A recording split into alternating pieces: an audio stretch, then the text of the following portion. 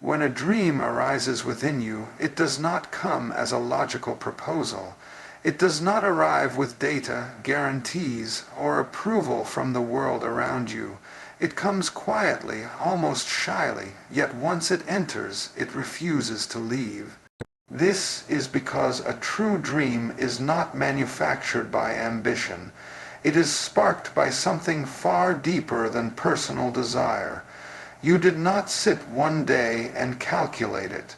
You did not borrow it from society. It surfaced from within you like a memory you never lived but somehow recognize. That is the first sign. It was never just your idea. If you observe carefully, the most powerful longings in a human being are not chosen, they are revealed. You may try to suppress them, replace them, distract yourself, but they return in silence. They come back when you are alone, when success elsewhere feels empty, when applause fades and you ask yourself, what am I really here for? That question does not come from the mind, it comes from life itself knocking on you. When life knocks, it is not asking for permission. It is inviting participation. Many people confuse dreams with goals. Goals are convenient, dreams are inconvenient. Goals fit neatly into calendars and plans. Dreams disrupt your comfort. If what you carry inside does not unsettle you, does not demand growth, does not stretch your perception of who you are, then it is probably not a dream. It is a preference. A true dream unsettles your current identity because it demands a larger one. Understand this clearly. When a dream is planted in you, it is not for decoration. Life does not tease. Existence is not cruel enough to ignite a longing without providing the means for its fulfillment. But life is intelligent enough to know that fulfillment must happen in alignment, not haste. The dream comes first, the capability to live it comes later. This gap is intentional. If the dream arrived fully formed, without resistance, without uncertainty, without the need for inner expansion, you would remain small while holding something vast. That would break you. So life does not hand over the fruit immediately. It grows the tree first. And growing a tree takes time, patience, and conditions that are often uncomfortable. The mistake people make is assuming that because the dream is divine, the journey should be easy. On the contrary, because the dream is meaningful, the journey must refine you. Fire does not exist to destroy gold, it exists to reveal it.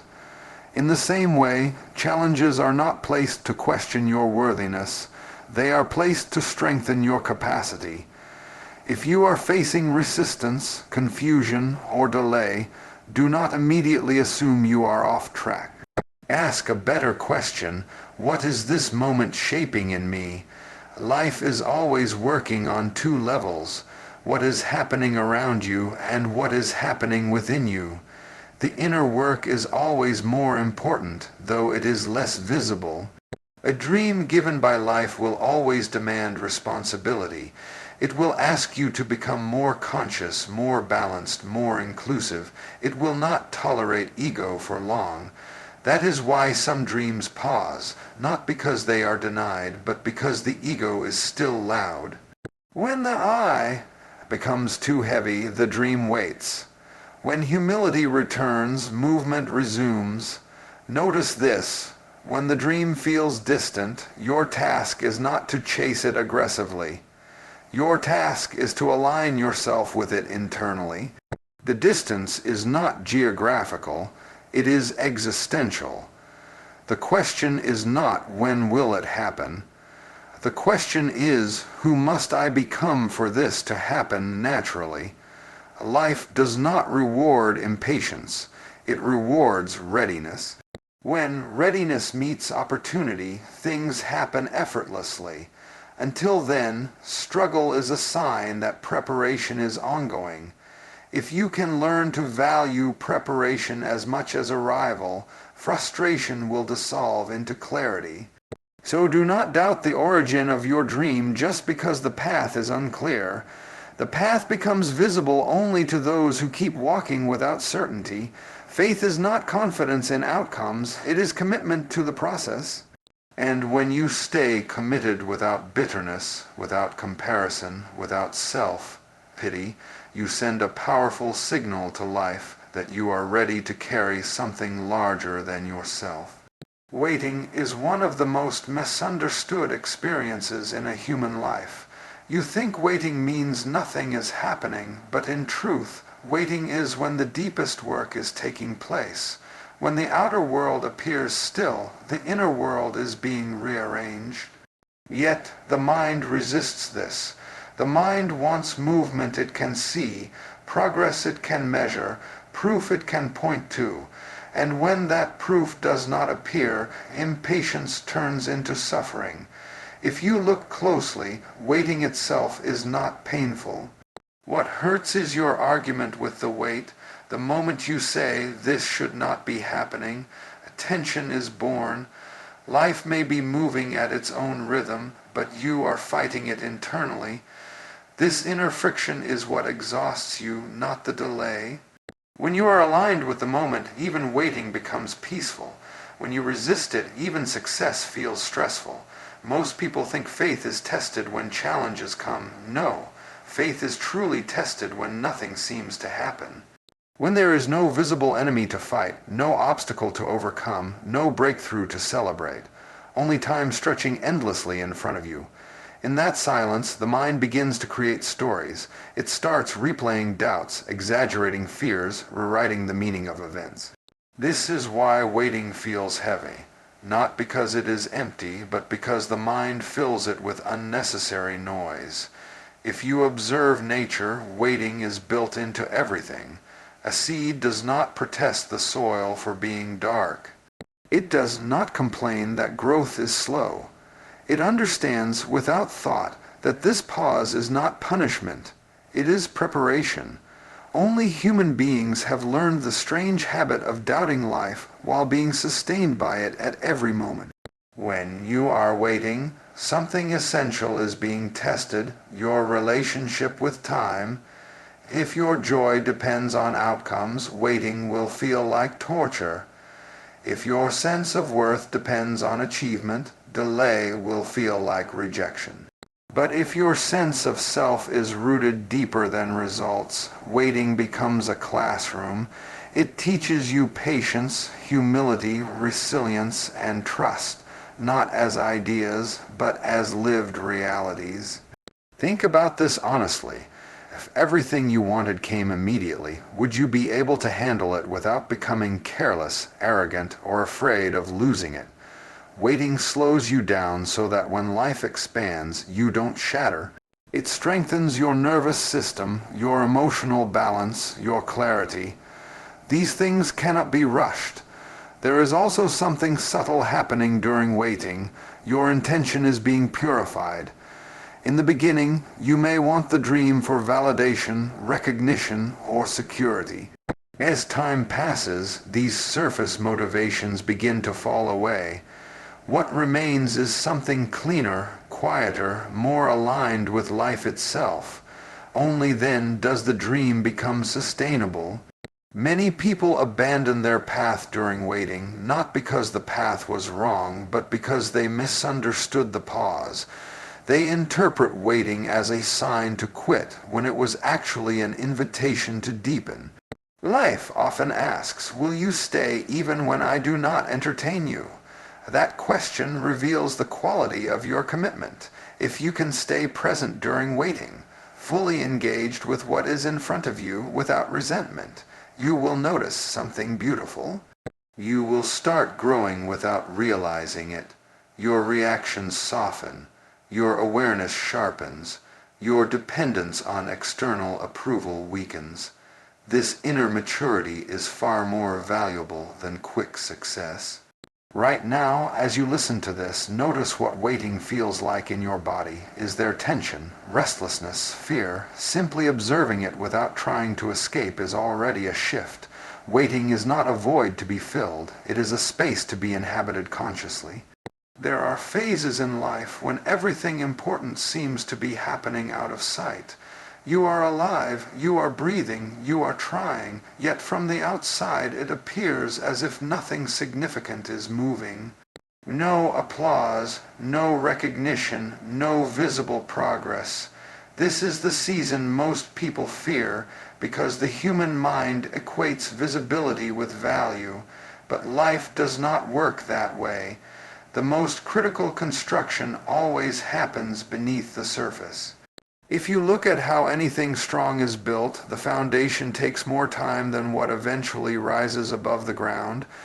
Yet once the structure is standing, no one praises the foundation, no one sees it. Still, without it, everything collapses. In the same way, hidden seasons are not empty chapters, they are structural. They are not delays in your journey, they are the very reason your journey will last. When life pulls you into obscurity, it is not pushing you aside, it is drawing you inward. Public success without inner stability is a dangerous combination. It inflates what has not been integrated. It exposes what has not been healed. That is why life often removes the spotlight before it grants a platform. Silence becomes your teacher. Loneliness becomes your mirror. In these moments, you encounter yourself without distraction. Many people want influence, but few are prepared for the responsibility that comes with it. Influence amplifies whatever is inside you. If there is insecurity, it becomes arrogance. If there is fear, it becomes control. If there is unresolved pain, it becomes harm. Hidden seasons exist to refine these inner patterns before they are magnified. During this time, you may feel forgotten, even insignificant. The mind will say, if this mattered, someone would notice. But growth does not require witnesses. Life does not need an audience to be effective. Just because no one is clapping does not mean nothing is happening. Roots do not grow in sunlight, they grow in darkness. If you resist this phase, you will try to rush out of it by seeking validation. Posting more, proving more, speaking louder, striving harder. But this only prolongs the lesson. Obscurity asks for surrender, not performance. It asks you to become stable in who you are, not dependent on how you are seen. Notice how this season challenges your identity. When external labels fall away, you are left with a simple question: who am I when no one is watching? The answer to this question determines the quality of everything that follows. If you can act with integrity without recognition, you are being prepared for a level of trust that visibility demands. Hidden seasons also refine your listening. When the noise reduces, sensitivity increases. You begin to notice subtle impulses, intuitive nudges, quiet corrections. These are often drowned out during busy, successful phases.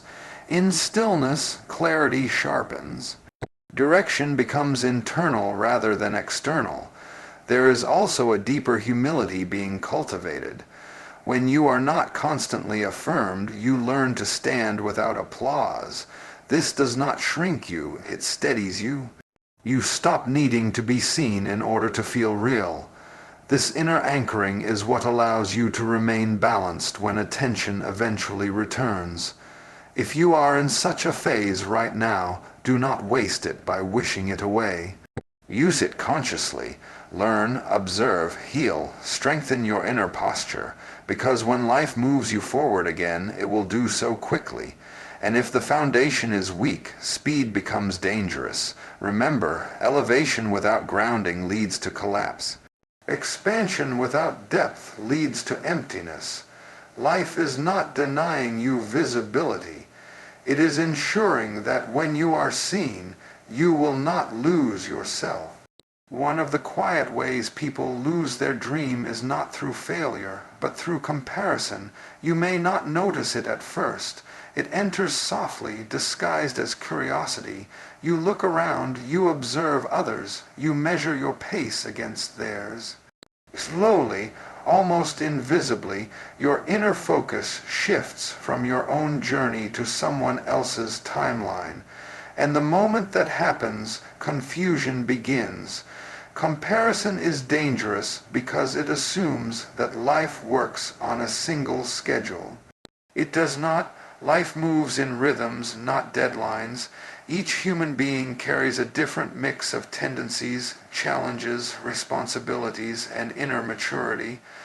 What unfolds quickly for one may need time for another, not because one is better, but because the design is different.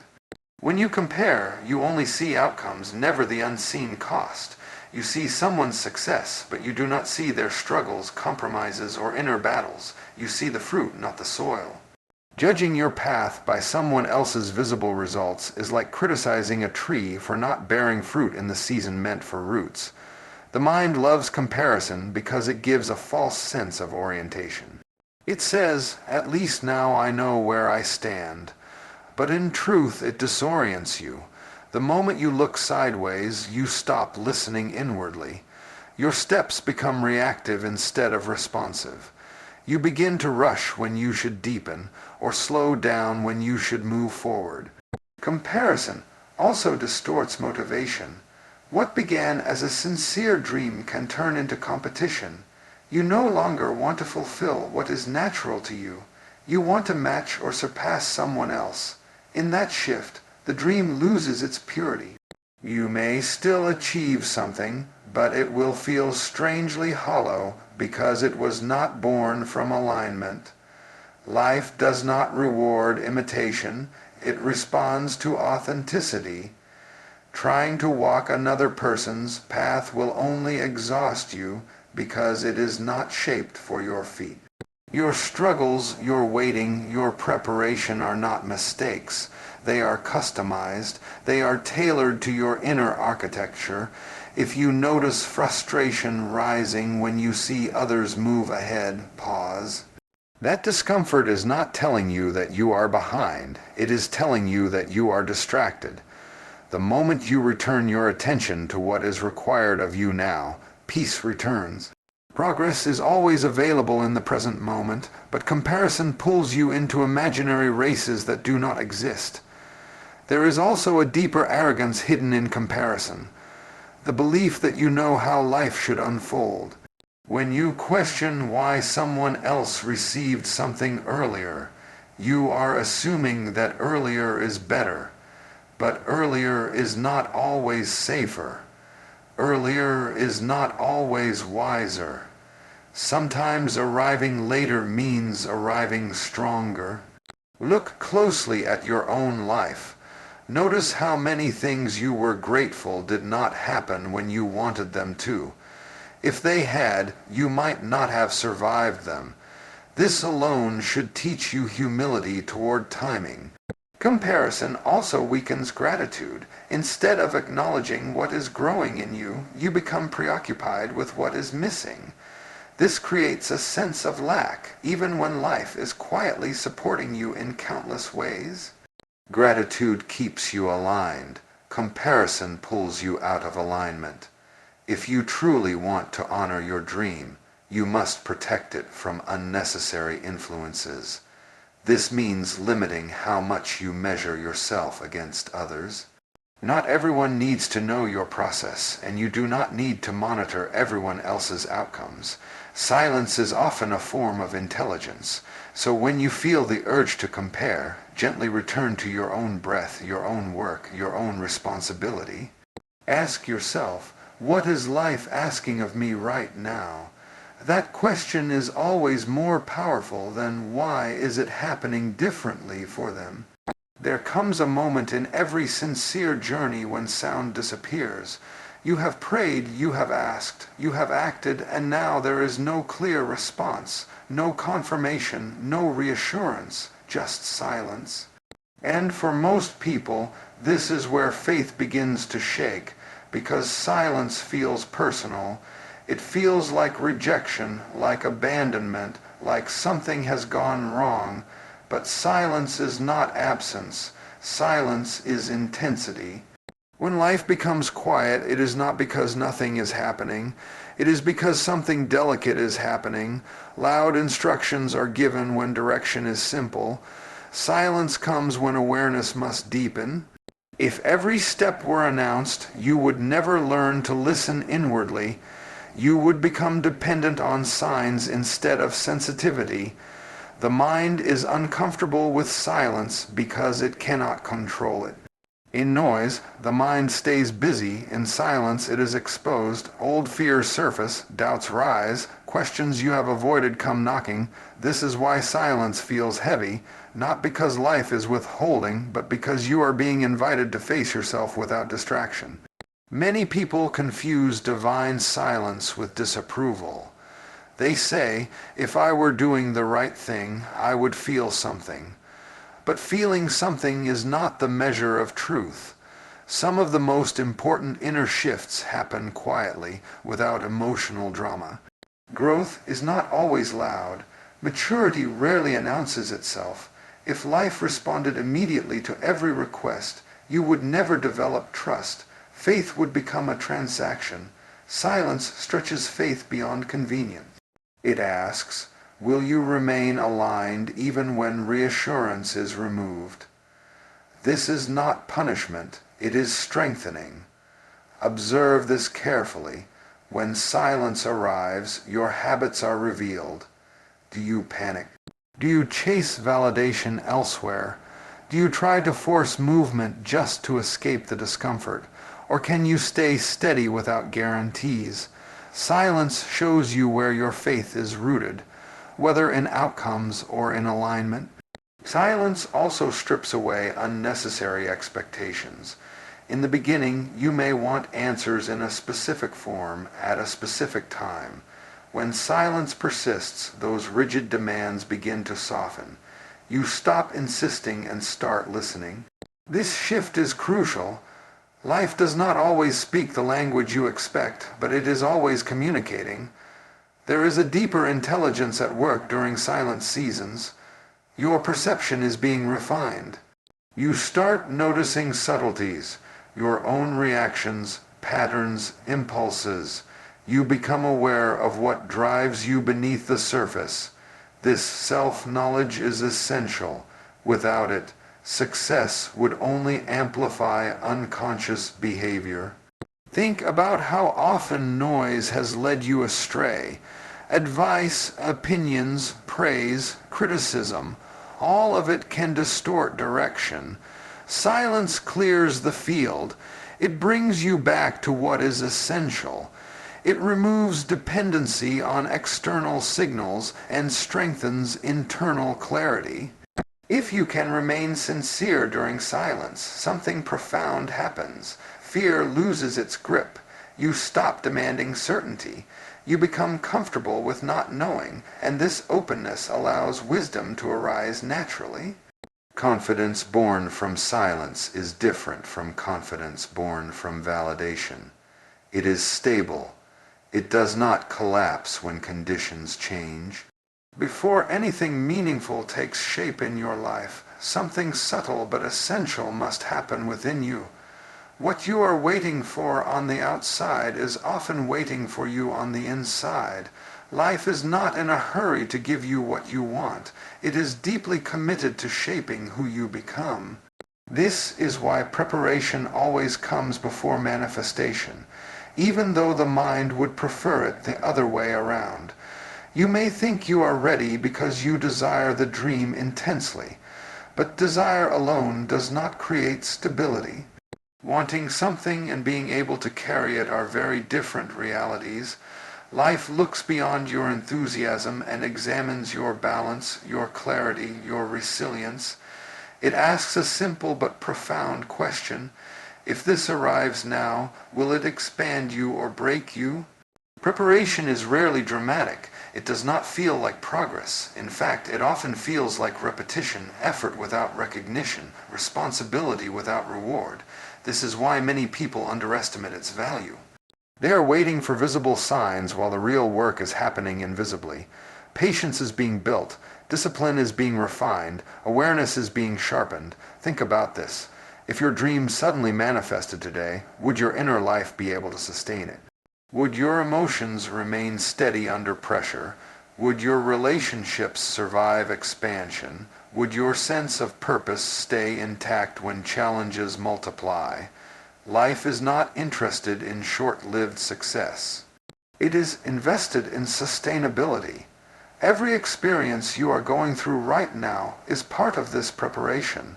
The disappointments are teaching you humility. The delays are teaching you endurance. The confusion is teaching you discernment. Nothing is random. Even what feels unnecessary is quietly aligning you.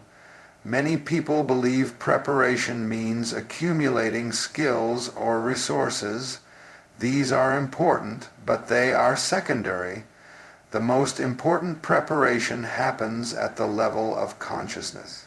How do you respond when things don't go your way? How do you treat others when you feel overlooked? How do you speak to yourself when progress is slow? These inner responses determine the quality of what you will create later. If life handed over influence, abundance, or responsibility without this inner groundwork, it would magnify unconscious patterns. Preparation is not meant to delay joy, it is meant to protect it. What comes without preparation often leaves without meaning. There is also a deep surrender required in this phase. You may have to let go of rigid expectations about how the dream should unfold. Life does not always fulfill visions in the shape you imagined. Sometimes it gives you something greater, but only if you are flexible enough to receive it. Preparation loosens your grip so grace can flow. Notice how preparation challenges your ego. When recognition is absent, when applause is missing, when results are slow, the ego grows restless. It wants proof. It wants affirmation. Life uses this discomfort to soften the ego's edges, because a dream carried by ego becomes heavy. A dream carried with humility becomes light. If you resist preparation, you will feel frustrated and stuck. If you embrace it, you will feel grounded even without movement. This inner grounding is the sign that readiness is increasing. When readiness meets opportunity, manifestation feels natural, almost effortless. Ask yourself honestly, are you more concerned about arrival or about becoming capable? Life is far more interested in who you become along the way than in how quickly you arrive. When becoming is complete, arrival takes care of itself. If you are in a season where things feel slow, repetitive, or unnoticed, do not assume nothing is happening. You are being shaped in ways that cannot yet be displayed. Stay attentive, stay sincere, stay engaged with what is in front of you. And if this speaks to where you are right now, pause for a moment and reflect. What strength is life quietly building within you today?